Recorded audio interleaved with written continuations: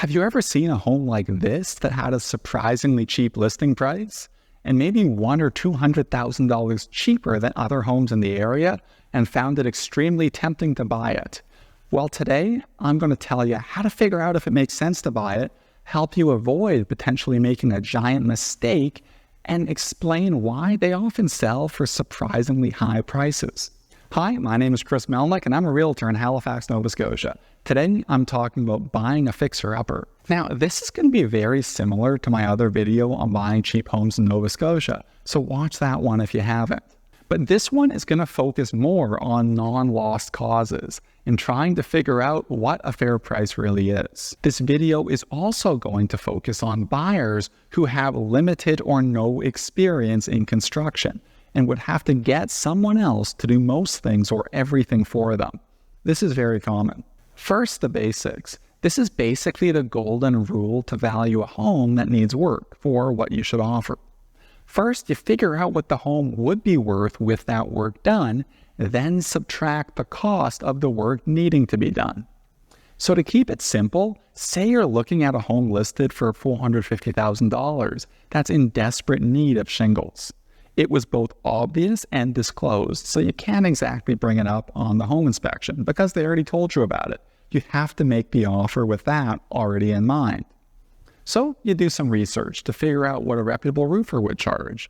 Now, this could be done by asking friends or family with similar homes what their roofs cost to reshingle if it was recent, doing online research, asking me, or if you know the size of the roof, the pitch, the elevation, and how complex the roof is, you could try calling around to different roofing companies and ask for ballpark ranges for what the job could cost. Now, let's say the figure you come up with is $10,000 for that job, and it just so happens that the exact home with a brand new roof just sold for $500,000 across the street.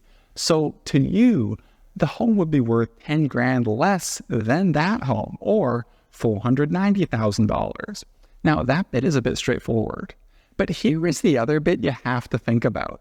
If the home is in demand, multiple people will be making offers on it. And many of those people will have the same idea as you, but they could have done very poor research on the cost to reshingle the roof, or spoke to their uncle who had a much smaller roof done 7 years ago for $5,000 to come up with their opinion of value of the home of $495,000. Then there's also a good chance some people would look at that roof and plan on doing it themselves and value their labor at $0 an hour. So for them, they could think, well, that's about $3,000 in materials. So they'd value the home at $497,000. So if they value the property at that price, and that's what their offer was, they'd win and beat everyone else. Now, that was an easy example with only one job that needed to be done. But what about multiple obvious disclosed jobs? Well, to start, your research becomes much more complicated because now there's multiple costs to figure out. That will take time. And now, once you've come up with the value of the home, you're again competing against people who do poor research or are planning to do it themselves and value their labor at $0. And they'll have a substantially higher opinion of what the home is worth, and you just won't rationally be able to compete against them. This is the main problem I have with fixer-upper homes. If the listing price is cheap and the area and layout are good, there will be multiple offers, and the winning offer could potentially be close to just the material cost. So if you can do work yourself or value your time at something more than $0, those homes just aren't good options. That being said, if you're willing to spend over $600,000 on a fixer-upper, around Halifax at least, there's less of a chance you'll have the same problem. Because at that price range, people are typically better at doing research and won't value their time at $0 an hour. In conclusion, if you're looking at homes that need work done to them, it would be prudent to do your research to figure out what it would cost so you can come up with a logical price to offer.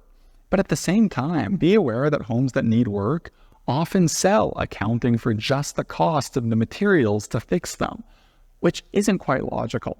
So for most people who aren't able to do work themselves, I typically suggest that they just buy a home that has everything already done to it. It doesn't require research and it's typically better value. I hope you got some value from this video. If you'd like help buying or selling, feel free to contact me. My contact information is in the description below. Goodbye.